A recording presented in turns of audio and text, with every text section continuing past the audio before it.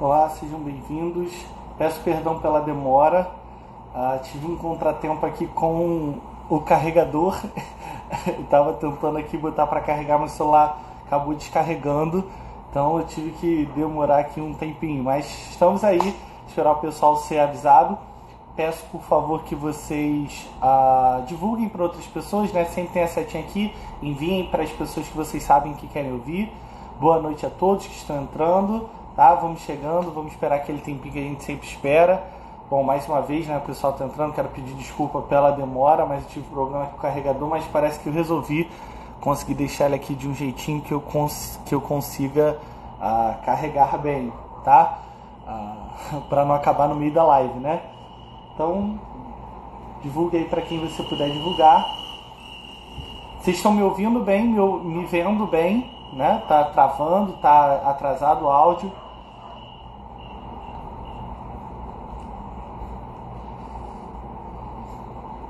O pessoal tá entrando, tá chegando.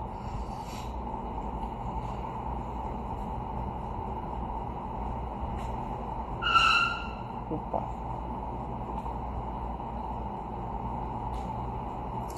Tá ótimo, que bom. Noema, Andressa. Mara, tudo bem? Como é que você tá? Vi aí que você foi visitar o pessoal do The Geneva School. Muito feliz. Esse som de apito na verdade foi um carro que quase bateu aqui fora. Que bom, Jéssica.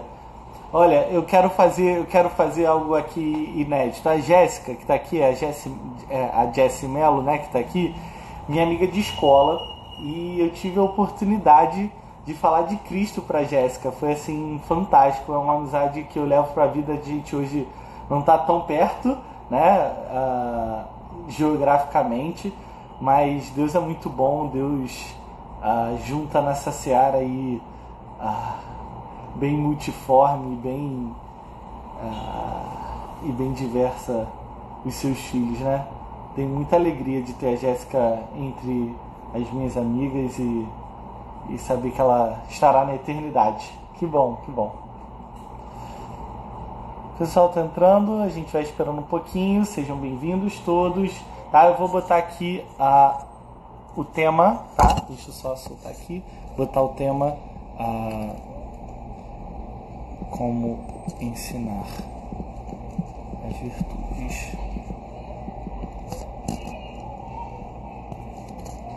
Tema da live de hoje.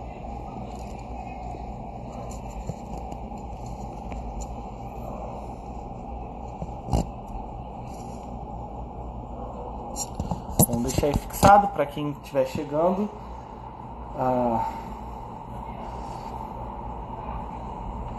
Tarará.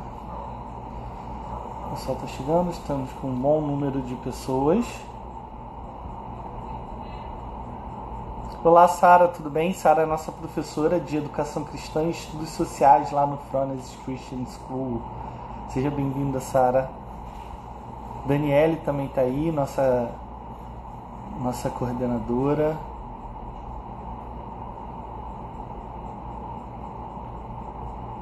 Claro, pode deixar, Samara. Todas as minhas lives ficam salvas, tá? Elas ficam salvas lá no meu canal. Só dessa série que eu ainda não postei, que eu vou postar as 3 lives de uma vez, ok? Nicolas aí também entrou, lá do Direito a Minas. Sabrina, nova aqui, vim pela Simone Quaresma. Que bom, seja bem-vinda. É Sabrina não, Sabiana, né? Não, é Sabiana a palavra. Agora que eu vi. Seja bem-vinda, Sabiana a palavra, não sei qual é o seu nome, mas seja bem-vinda, tá?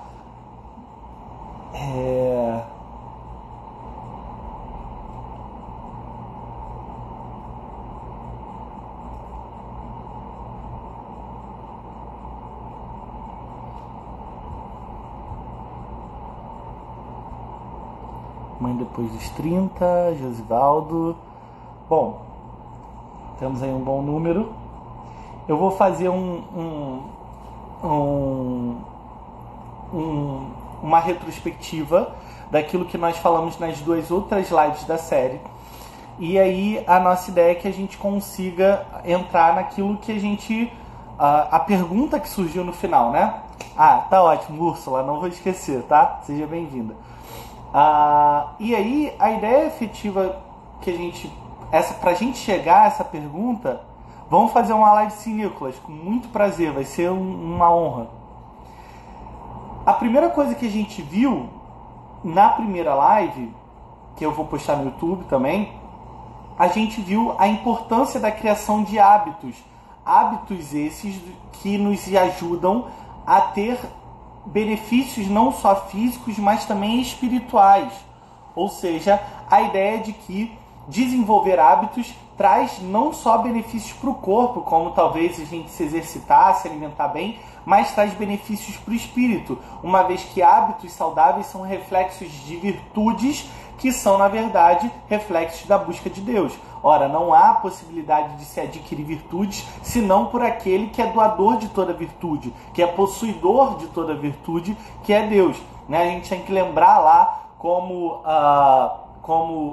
disse o apóstolo Tiago, que toda dádiva e todo dom perfeito vem de Deus, que é Pai das luzes, no qual não há sombra de mudança, não há variação. Então veja que Deus é um Deus que tem os seus hábitos, Deus é um Deus monótono nesse sentido, Deus é um Deus que sempre faz a mesma coisa. Se você olhar Deus trabalhando, Deus é um Deus de trabalho constante, é um Deus que está sempre fazendo a mesma coisa todo dia. Deus não deixa de ser Deus, Deus não cansa do seu trabalho. E a ideia efetiva, que desde a antiguidade ainda não se viu, ainda não se ouviu, um Deus que trabalha por aqueles que nele esperam. Vejam, Deus todo dia trabalha por aquele que nele esperam, todo dia fazendo a mesma coisa. O poder espiritual do hábito é porque Deus é espírito. E depois, diante disso tudo que a gente viu que existiam então virtudes intelectuais das quais a gente nomeou cada uma delas de maneira a que a gente entendesse palavras de ordem para as nossas vidas e para as nossas crianças. Então vejam, a primeira delas foi que a gente viu sobre a curiosidade e a nosso slogan foi faça perguntas. Depois a gente viu a humildade intelectual e admitir que eu não sei. A autonomia intelectual que nos faz pensar por nós mesmos, pense por você. Depois a atenciosidade, que é ouça e veja. Então é você ser presente, você estar sempre atento. E depois o cuidado,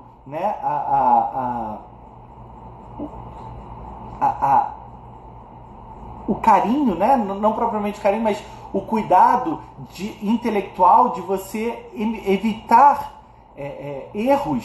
E depois a gente viu o rigor intelectual, que é de vá profundamente. Por último, a gente viu a necessidade da gente abrir a nossa mente, ou seja, a virtude de abertura de mente no sentido de pense fora da caixa, Depois, a coragem intelectual, que é assuma os riscos daquilo que você defende. E por último, a tenacidade intelectual, que é abrace as suas lutas, encare as lutas que estão diante de você. Então vejam que a gente tem aí várias dessas virtudes. Mas aí a pergunta que fica é, João, como eu ensino essas virtudes? Como eu posso ensinar virtudes ao meu filho, ao meu aluno? Primeira coisa que a gente tem que ter em mente que o propósito da educação clássica, como disse C.S. Lewis, é transmitir humanidade de um homem a outro. João, explica essa figura. Explico. C.S. Lewis, no primeiro capítulo do livro Abolição do Homem, vai dizer que a educação clássica, ela se assemelha, não, na verdade, para botar melhor nas palavras dele, a educação atual, a educação moderna, se assemelha a um homem ensinando um passarinho a voar ou a cantar. Ou seja, alguém de fora que faz com que um passarinho aprenda algo que é próprio de passarinhos, mas não próprio de si. A educação clássica não. A educação clássica é um passarinho ensinando a outro a voar. Diferentemente de eu simplesmente botar um passarinho na mão e largar ele na janela para ver se ele voa, o passarinho que ensina o outro a voar é aquele que vai demonstrar como é que aquilo funciona, porque aquilo é próprio dele. Porque quando um passarinho ensina outro a voar, não é por um mero mecanismo de defesa ou qualquer coisa assim. É para que aquele passarinho se torne passarinho de fato. Então a educação clássica nada mais é do que transferência de humanidade de um homem a outro. Ou seja, que um homem ensine a outro homem, ou seja, um ser humano ensine a outro ser humano a ser mais humano. E aí, no resumo de tudo, ser mais humano, na perspectiva de C.S. Lewis e da educação cristã clássica, é ser mais parecido com Deus. Porque o que nos faz ser humano não é a nossa capacidade de raciocínio só, não são as nossas configurações genéticas. O que nos faz mais humanos, efetivamente, é a imagem de Deus em nós. Eu já vi muito crente se desesperando porque as pessoas falam assim, porque descobriram na genética que a banana tem 90 e tantos % de semelhança com o homem geneticamente. Gente, o que nos difere da banana não são esses outros %, não. O que nos difere na banana é o nosso Deus. O que nos difere de toda a criação, o objeto distintivo da criação foi aquele momento em que Deus sopra a vida na narina do homem, no capítulo 2. Essa figura é fantástica, porque na cultura hebraica, esse sopro, ele é um sopro que vai na garganta, ou seja, aquele lugar de onde vem todo o querer, de onde vem todo o vigor. Isso é fantástico. O que nos faz mais humanos é sermos mais parecidos com Deus. Não são polegares opositores, não são capacidades ou andar ereto. Não. A gente poderia andar curvado. A gente poderia não ter polegar opositor. Mas o que nos faz humanos não são essas características físicas. Porque uma pessoa que só nasce com o tronco, o torso e sem nenhum membro, ela ainda assim é humano. O que nos faz humanos é o fato de que Deus nos fez a sua imagem e nos fez a sua semelhança, tá? É legal, a Mariana falou aqui, um amigo me disse uma vez que raro é desumano. Jesus veio para nos mostrar o que é ser humano de verdade. Exatamente. Deus não nos fez para o pecado. Deus não nos fez para sermos pecadores. Deus nos fez para sermos adoradores. Não é isso que diz lá a primeira pergunta do Catecismo de Westminster? Qual é o fim supremo do homem? Glorificar a Deus e gozá-lo eternamente. Nós fomos feitos para glorificar a Deus e ter prazer nele, e adorá-lo e amá-lo de todo o nosso coração. O pecado entrou nesse meio do caminho, mas nós fomos feitos para amar a Deus. E por isso que quando o homem peca, ele põe qualquer coisa no lugar que não é Deus. Muitas pessoas chegaram aqui e viram as minhas críticas que eu fiz lá ao influenciador, ao doutor Ítalo Marcilli e tal, que fizeram. Sabe por que as pessoas ficam ofendidas? Porque as pessoas colocam ele no lugar de Deus.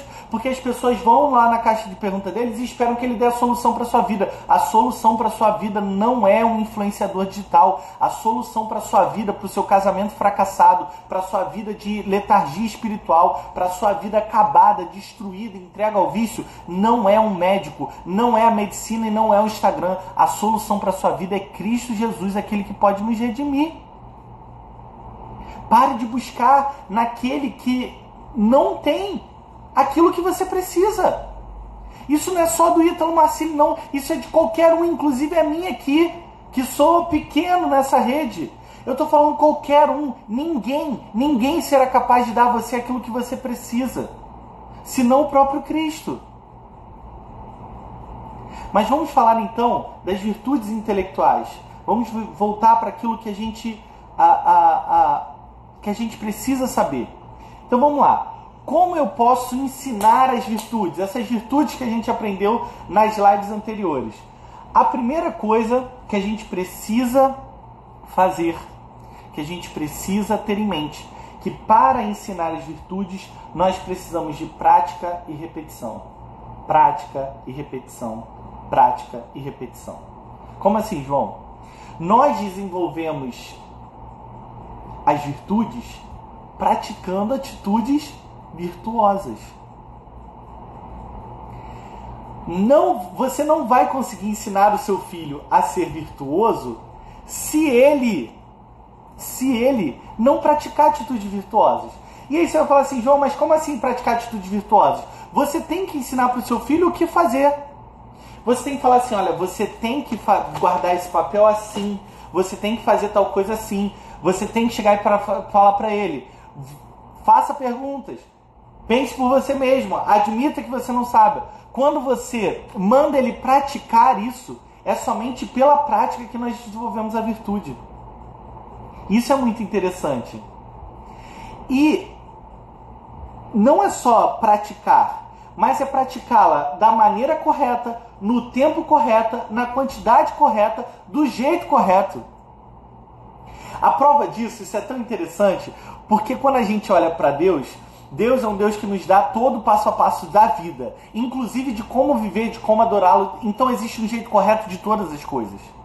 Existe um jeito correto da gente praticar as nossas virtudes. Porque se nós praticarmos as virtudes a fim de que o nosso nome seja lembrado, de que nós sejamos grandes, de que nós brilhemos, nós efetivamente estaremos deixando de lado o que é praticar de maneira correta as virtudes. Ensinar o seu filho a praticar uma virtude e você vai lá e fica se gabando dele na frente de todo mundo, inclusive na frente dele, você não está ensinando o seu filho a praticar corretamente as virtudes. Ensinar o seu filho a praticar a virtude é dizer assim, pronto, bem feito, isso foi bem feito que você fez, muito bem. Agora Deus é digno do louvor disso que você fez.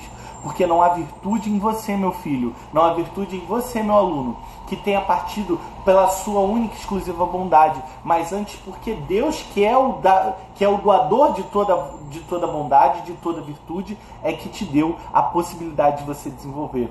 Lembra de uma parábola lá dos evangelhos, em que o nosso Senhor Jesus Cristo conta sobre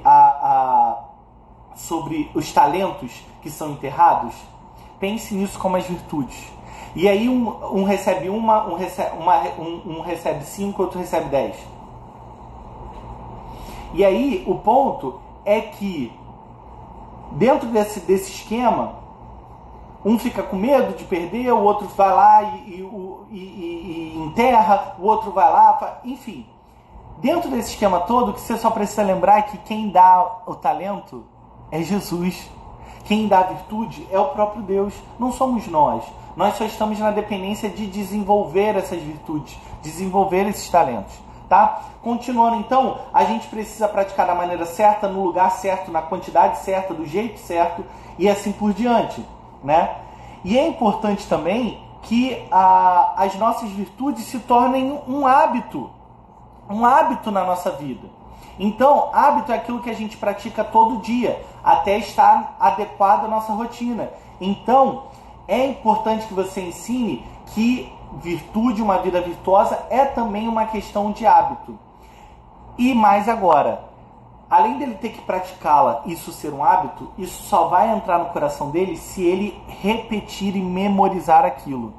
Veja, a palavra decorar, que tem a raiz no latim de colocar no coração, significa que você vai pegar aquilo que você repete e vai internalizar. Aquilo que talvez Salomão tenha chamado de escrever na tábua do seu coração. Ou seja, você decora, você põe no seu coração. E olha que legal essa história de colocar no coração. Você não coloca no coração aquilo que não te inspira aquilo que não te causa maravilhamento. Nós só conseguimos memorizar, nós só conseguimos internalizar, nós só conseguimos decorar aquilo que nos causa extremo maravilhamento.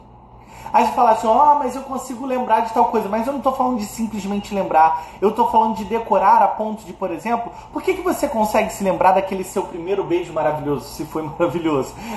Se você lembrar daquele primeiro encontro, do dia que você encontrou o amor da sua vida, do dia em que do que nasceu o seu filho, do dia em que você encontrou Cristo, do dia em que você, se formou na faculdade. Lembra que você consegue perceber que você lembra às vezes do cheiro, você se lembra da sensação, você ainda fica arrepiado na situação, ou a música que tocava, aqueles detalhes pequenos, coisas que talvez seriam perceptíveis para qualquer ser humano daquela região, aquilo é tão vivo na sua memória como se você tivesse acabado de voltar daquela situação.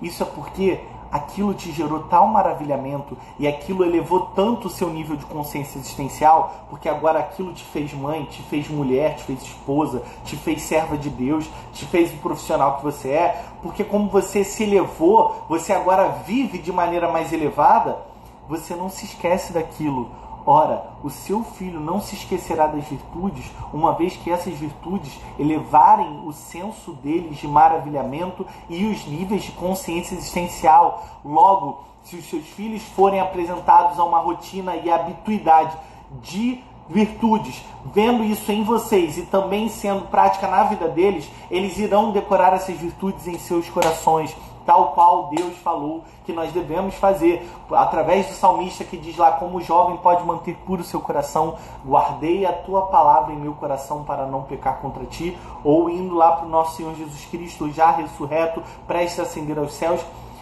e de pregar o evangelho a toda criatura, batizando-nos em nome do Pai, do Filho e do Espírito Santo, e ensinando-os a guardar, ou seja, ensinando-os a colocar no coração.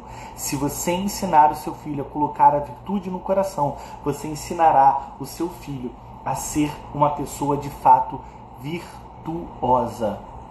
Ok? Tranquilo até aqui? Todos acompanhando? Podemos seguir?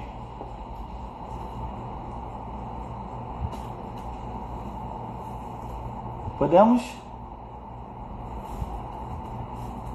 Bom, a próxima etapa que a gente tem em mente, que a gente tem que ter em mente é o seguinte ponto: reações, rotinas,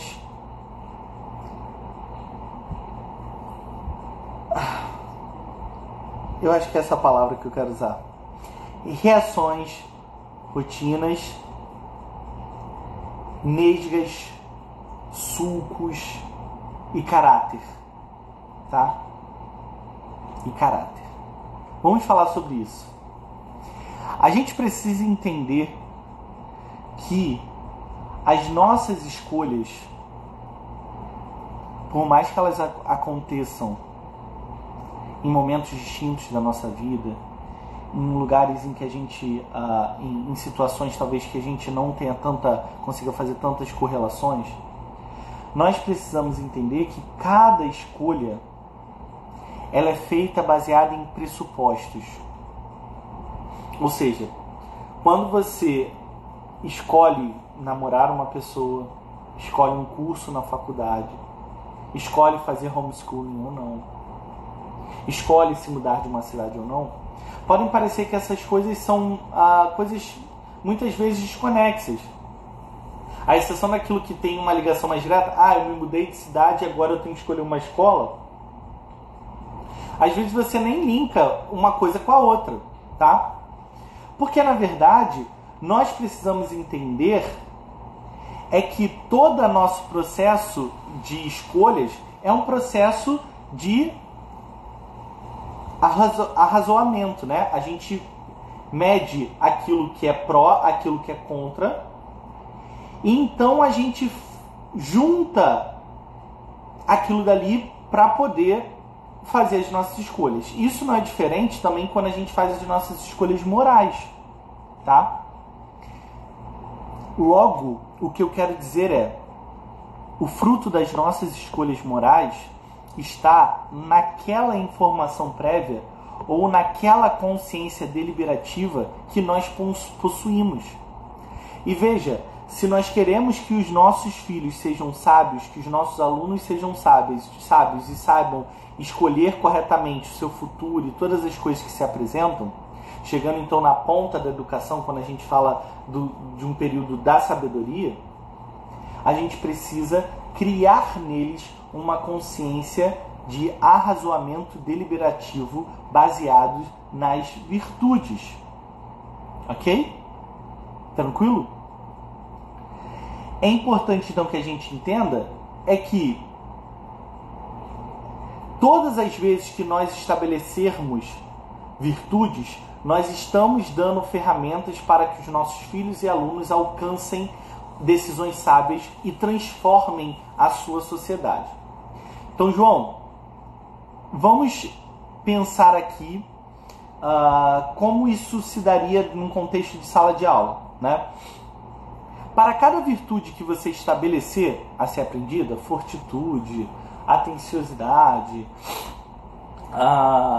rigor intelectual, tenacidade, amor, fé, esperança, cada uma das virtudes que forem escolhidas para serem alcançadas,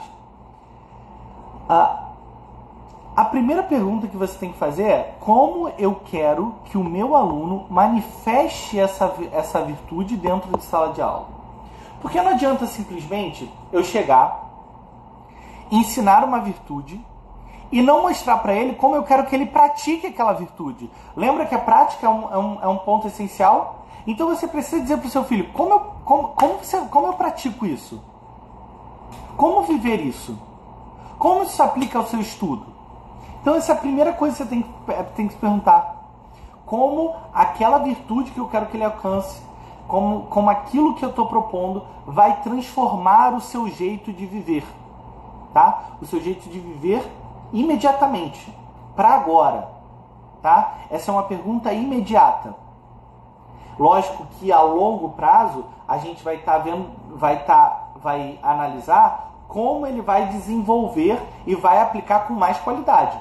Mas o processo é imediato e também a médio e longo prazo. Tá? Então é um processo que acontece em 3 instâncias ao mesmo tempo. Outra questão importante que a gente deve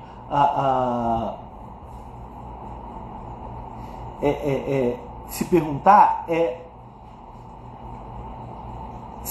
como isso deve parecer. Ou seja, como o estudante fala dessa maneira virtuosa, a partir dessa virtude? Como ele pensa a partir dessa virtude? Como ele age a partir dessa virtude? Então vamos lá. Na minha aula eu ensinei sobre fé.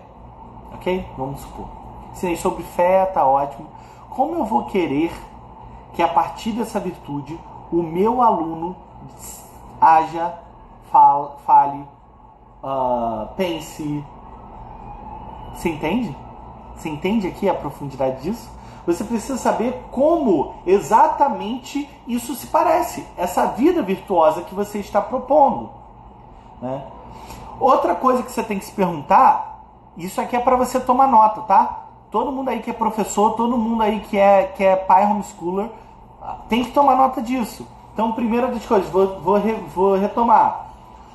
Como eu vou manifestar essa virtude? O que é manifestar essa virtude? Tá? Então, assim, eu ensinei uma virtude. Como é que eu chego lá?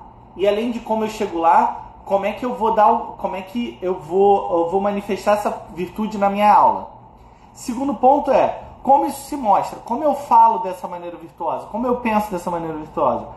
Outro ponto: quais são as oportunidades que eu deliberadamente estou criando para que o meu filho e o meu aluno desenvolvam, demonstrem essa virtude específica na minha aula?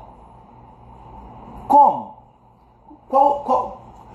Que situação eu estou criando ali especificamente para depois esperar dele uma resposta? Vocês estão entendendo? Então, professor Felipe Ferreira, é exatamente isso que eu estou falando agora. Não só a gente deve ensinar, mas a gente deve promover atividades. Como promover essas atividades? Criando oportunidades. Quando eu pensar num sistema avaliativo, quando eu pensar numa avaliação para a sala de aula, pense em um trabalho onde ele terá que necessariamente aplicar essa virtude. Pense num trabalho cooperativo ou pense em alguma coisa dentro da escola, dentro do seu homeschooling, que vai fazer ele vai fazer com que ele se sinta motivado a fazer isso, ok? Outro ponto importante é um ponto essencial. E aqui eu aconselho que, se você não viu a minha live sobre avaliação, como avaliar na perspectiva de Deus, eu aconselho que você veja fortemente. Porque uma outra pergunta que você deve fazer, professor e pai homeschooler também, é como os meus trabalhos, os meus projetos, as minhas avaliações, as minhas provas, que eu corrijo, prover aos meus estudantes a possibilidade deles desenvolverem essas virtudes. Porque a gente tem mania de achar que a avaliação é algo extremamente técnico. E aí, aqui uma crítica aos pais homeschoolers que, por medo de muitas vezes não querer avaliar, eu falei isso nessa live, acham que porque estão com medo do Enem, estão com medo daquelas escolas que massacram, e falam assim, não vou avaliar meu filho. E aí você está fazendo errado, porque a avaliação é a certeza de que o meu aluno, de que o meu estudante absorveu aquilo que eu estou ensinando. Então vejam, ensinar exige avaliar, mas a pergunta é se a sua avaliação está dando a oportunidade do seu filho e do seu aluno desenvolver as virtudes intelectuais que a gente falou na outra live, tá? Úrsula, as outras lives estão no meu canal no YouTube, só você botar meu nome lá, João Marcos Paladino Coelho, você encontra, tá? As dessa série vão ser postadas ainda esta semana, se Deus assim nos permitir. Ok? Criei minha sala uma roda de conversa que nomeamos de Fala Galera. Na segunda eu vou levar o tema de virtudes. Andressa, eu vou aprofundar ainda mais esse trabalho. Não leve só o tema de virtudes. Trabalhe virtudes isoladamente, não só o tema virtudes de uma maneira genérica. Escolha virtudes e que cada Fala Galera seja o momento deles desenvolverem essas virtudes. Não naquela baboseira de religião universal, socioemocional que tem hoje no MEC, não. Eu estou falando de você trazer virtudes de fato, mudança de prática, mudanças não coletivas, mas mudanças no sentido de você fazer com que o aluno não veja somente a coletividade, mas a individualidade. É você chegar nessa roda, sentar com o seu colega do lado e falar assim, o que você precisa de mim hoje? Eu já falei isso aqui sobre coletivismos. Se eu não me engano, foi até há 2 lives, 3 lives passadas. O problema dos coletivismos é que a gente não aprende a ver a individualidade da pessoa, a ver a pessoa no que ela precisa de fato. Traga as virtudes de maneira a eles entenderem o seguinte, tá, a nossa virtude de hoje é tenacidade. Como ser tenaz te fará ajudar a Mariazinha que está do seu lado? Põe eles para falarem, para eles compartilharem e fazer então que no desenvolvimento das virtudes eles ajudem uns aos outros. Ok, Andressa? Esse é meu conselho para você e eu tenho certeza que do dia 10, até a última semana de dezembro que você tiver aula, você terá desenvolvido um projeto fantástico e você terá alunos que estão desenvolvendo humanidade, porque antes você transmitiu essa humanidade para eles. Não cidadãos. Nós não estamos aqui para formar cidadãos terrenos. Se estamos formando algum cidadão dos céus. Ok? Vamos continuar aqui. Todo mundo está aqui? Todo mundo está comigo? Vamos continuar? Exato, olha o que o professor Felipe falou aqui, ó. Amamos os grupos sociais, mas não aturamos o indivíduo. É aquela máxima que eu já falei para vocês aqui, quem me acompanha, que já ouviu 300 vezes. Sabe por que você adora o ActionAid e doa, mas você não consegue ajudar o mendigo que está na sua porta? Porque a criança do ActionAid, ela só tem os seus problemas pela televisão. Eu não sinto cheiro, eu não tenho que abraçar, eu não tenho que cuidar, eu não tenho que dar banho, eu não tenho que falar do evangelho, eu só dou e aquilo tá lá e pra cá. Porque a humanidade é muito mais bonita do que o próximo. O próximo fede, o próximo tem doença, o próximo tem dificuldade, o próximo tem dor, o próximo chora, o próximo tem problema no casamento, o próximo mora na rua, o próximo passa fome. E se você quiser amar ao próximo como a ti mesmo, você vai ter que saciar a fome, você vai ter que saciar a higiene, você vai ter que resolver o problema da higiene, você vai ter que ajudar no casamento, você vai ter que ajudar no choro, na dor, na doença. Entendeu? Porque é mais fácil ajudar a humanidade do que ajudar o próximo. Você não foi chamado para amar a humanidade como a si mesmo. Ame ao seu próximo. Olhe para o seu lado. Há muita gente que precisa de você. Vamos continuar. Espera aí. Continuando aqui. Outra coisa que você tem que pensar é, quando você faz a sua exposição, quando você faz a sua aula, né? Ou então está dando algumas instruções específicas, como os seus alunos, a partir daquilo que ele aprende, ou a partir daquilo que foi ordenado, vai conseguir mostrar essas virtudes. Então é sempre essa pergunta.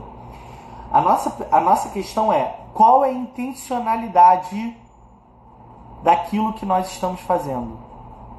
Professor, e aqui é professor pai ou professor, você deve ser intencional naquilo que você faz. Se você não for intencional naquilo que você faz, você estará de maneira subentendida ou de maneira sem querer servindo a um outro propósito que não é aquele do qual você foi chamado. Seja intencionalmente aquele que trabalha para difundir virtudes dentro de sala de aula. Não amenize, não esconda, faça aquilo que você foi chamado para fazer. Outra coisa importante,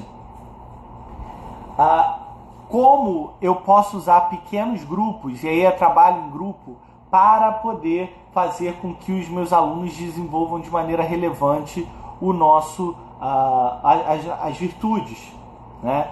Outra pergunta: como eu posso fazer com que dentro das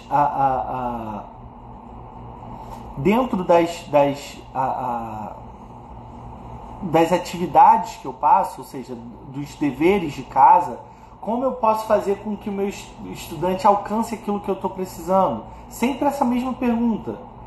Como através das provas? Vocês estão entendendo então que é tudo sobre como eu posso dar a oportunidade? Entenda, você como professor, você como mestre, é aquele que cria as oportunidades para tanto. E, portanto, nós como professores devemos nos preocupar menos com instrumentos quantitativos e mais com instrumentos qualitativos. Porque a gente precisa entender como fazer isso, tá? Tranquilo até aqui? Tranquilo? Podemos continuar?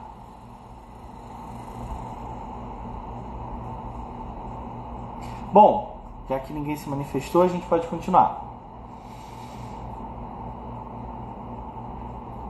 Existe aqui uma tríade dentro do ensino das virtudes que você... Existe aqui uma tríade dentro do ensino das virtudes que você tem que criar, tá? Que é a seguinte: veja, pense, maravilhe-se. Ok? Veja, pense e maravilhe-se. Quando você for apresentar alguma coisa para o seu aluno, você tem que ter um cuidado de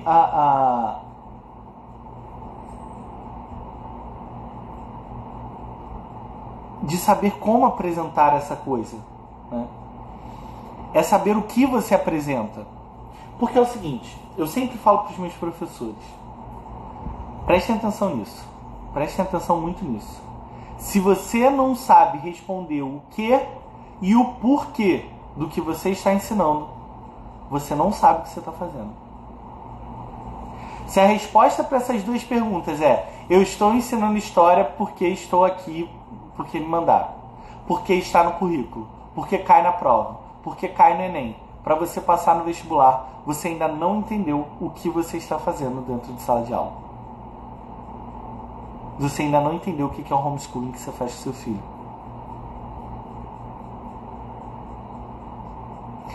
Você tem que saber o que e por que você ensina. Porque quando você fala o que eu ensino o meu aluno a como perceber o mundo através da história, e aí você sabe o que é da sua disciplina. Por quê? Porque sabendo isso, o meu aluno se tornará um ser mais virtuoso, mais sábio, mais piedoso. O meu aluno terá uma percepção maior da realidade, entendendo a realidade de maneira correta, assimilará a verdade, assimilando a verdade, há então uma compreensão daquilo que é transcendental, assimilando aquilo que é transcendental, ele olha para o céu, e olhando para o céu ele desenvolve então as virtudes como degraus, como diria São Boaventura de Bonarédio. Entendeu? Entenderam isso? Então, você tem que fazer essa pergunta. Como isso que eu estou ensinando faz com que ele se maravilhe? Ok?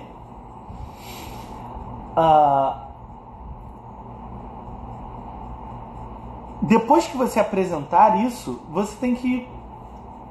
Depois de apresentado, a pergunta é: o que você tem a dizer sobre isso? Diante disso aqui, isso aqui que eu apresentei para vocês, o que você tem a dizer sobre isso? Isso vai exigir que eles tenham que articular a sua razão. Inclusive, utilizar evidências não fora da razão, né? Não racionais.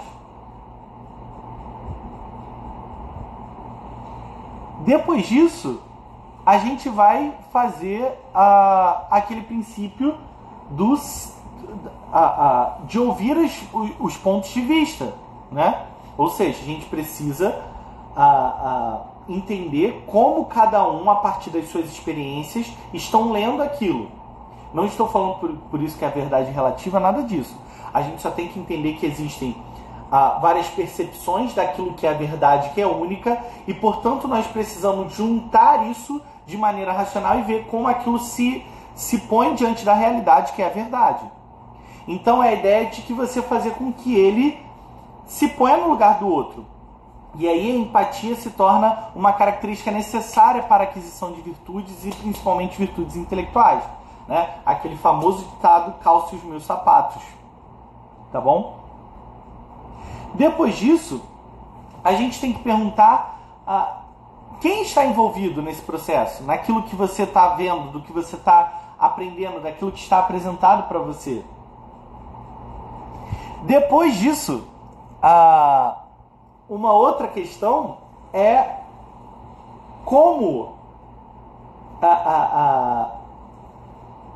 isso que foi apresentado impacta a vida das pessoas. Diante disso que eu te apresentei, seja um fato histórico, um fato científico, seja uma fórmula, seja alguma coisa, como isso impacta a vida da pessoa? Essas são perguntas que você tem que saber buscar do seu aluno e ensiná-los a buscar. Ok?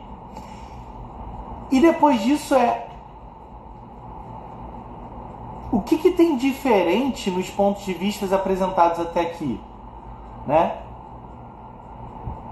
E diante disso, diante desses pontos de vista, como a partir do que eu estou falando isso está sendo visto? E depois, como eu posso julgar esses pontos de vista, né? Isso guiará o seu filho necessariamente a humildade, atenciosidade e rigor. Deu para entender as perguntas que eu fiz aqui a todo momento? Eu estou perguntando como aquilo me impacta, como aquilo impacta o outro, quais são os pontos de vista envolvidos, como isso nos leva até ao que eu estou pesquisando, como eu posso ver esses pontos de vista, como esses pontos de vista se relacionam com a minha cosmovisão, e a partir disso, como eu vou fazendo isso a partir da noção correta, né, de bem e de mal. Esse tipo de pensamento vai requerer o uso de múltiplas virtudes, e junto com isso vai nos levar à humildade, à atenciosidade e ao rigor. Ok? Tranquilo até aqui? Dúvidas, perguntas? Não? Tudo bem? Então, a gente precisa entender, por último, esse é o meu último tópico a tratar com vocês, é que alcançar as virtudes precisa primeiro ser algo de extremo desejo no nosso coração, e nós devemos incentivar esse desejo na vida dos nossos alunos, dos nossos filhos. Depois, nós precisamos buscar modelos de vida virtuosa. Você vai encontrar isso na vida dos santos, você vai encontrar isso na vida de grandes homens da história da igreja, que mostraram vidas virtuosas. Olhem para trás, olhem para a história e vejam modelos de vida virtuosa. Ok? Outra coisa é que o propósito não é a virtude por si só, mas nos conduz ao propósito, nos conduz às virtudes. Entende? Ter um propósito fixo, ter o nosso propósito bem esclarecido, que é transformar, transmitir a humanidade, fazer mais parecido com Deus, não é uma virtude em si, mas nos levará às virtudes. Outro ponto importante é que as virtudes por si só nos levará a conceitos fixos de verdade, de conhecimento, de entendimento, de discernimento, de sabedoria. As virtudes são os que nos levam a esses pontos. Sem a virtude nós não conseguimos. Sertilanges vai falar isso muito no seu capítulo sobre virtudes.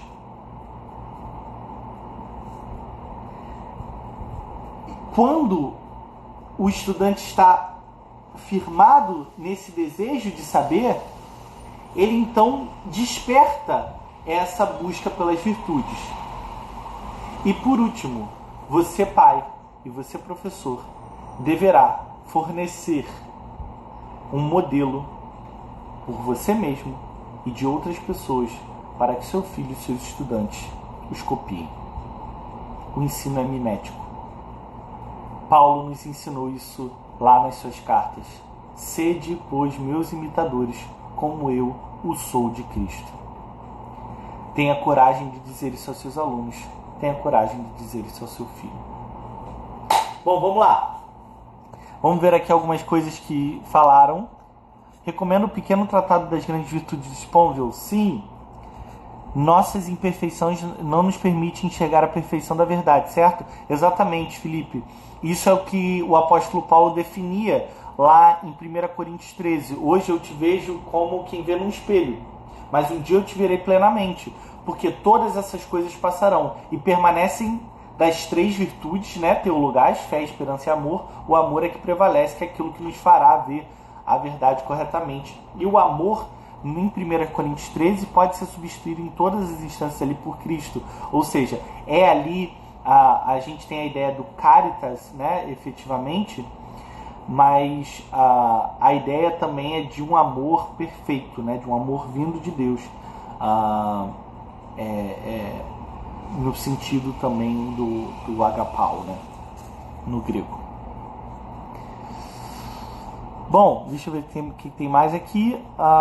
Lembrei um livro muito bom chamado Crucificando a Moralidade. Sim, esse livro é bom para que a gente entenda que não são... Entendo, não estou falando aqui que é a nossa moralidade que nos salva. Quem nos salva é Cristo. Mas como diz lá em Efésios, vocês são salvos pela graça, mediante a fé, isso não vem de vós, é dom de Deus, para que ninguém se glorie.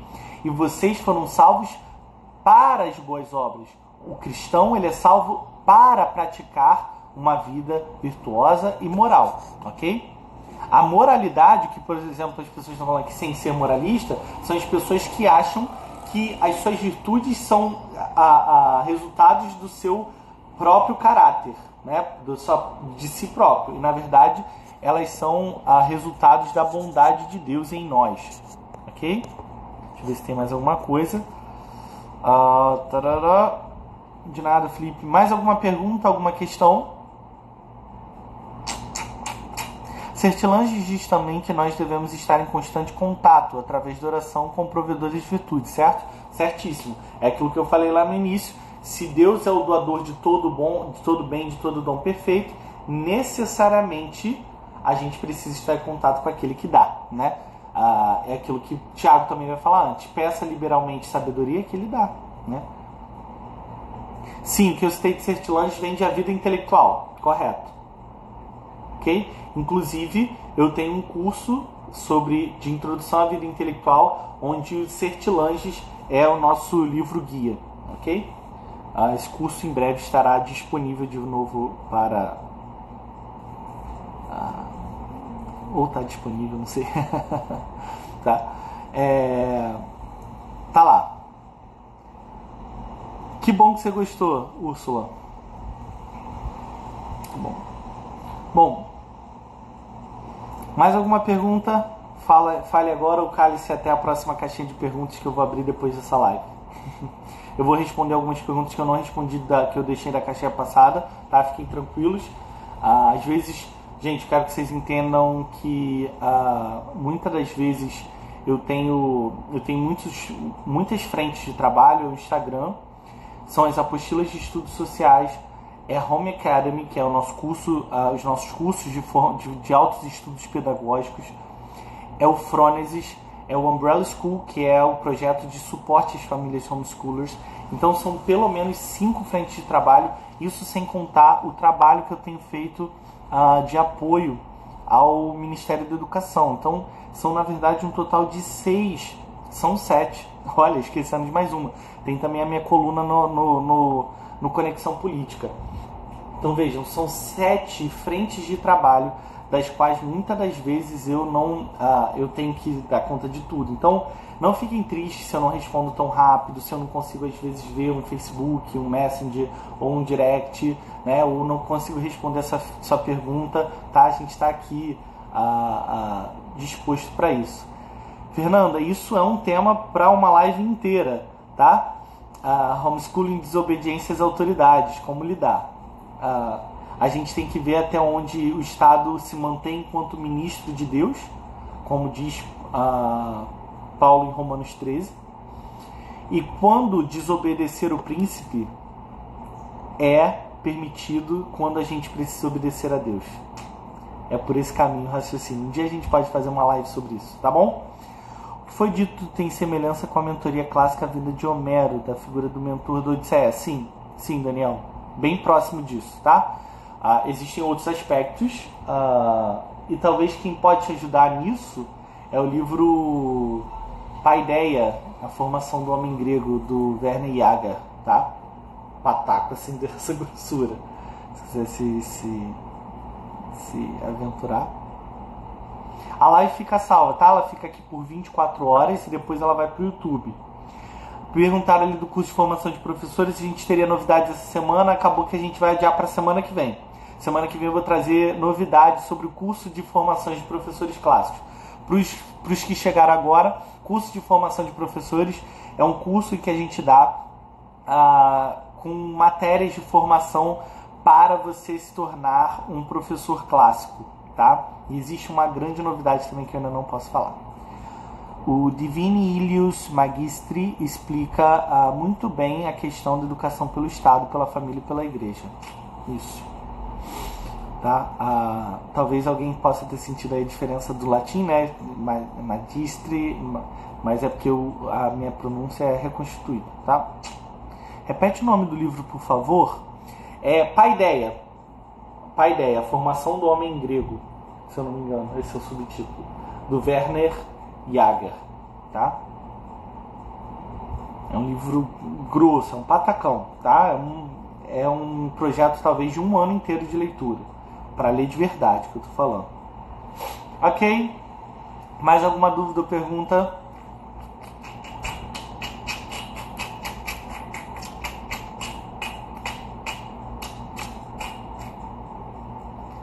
Bom, então é isso. Eu espero que vocês tenham gostado da live. Sejam bem-vindos os novos seguidores que estão por aqui. Eu espero fortemente que Deus abençoe vocês e que Ele guarde vocês na palma de sua mão. Tá bom? Tchau, tchau.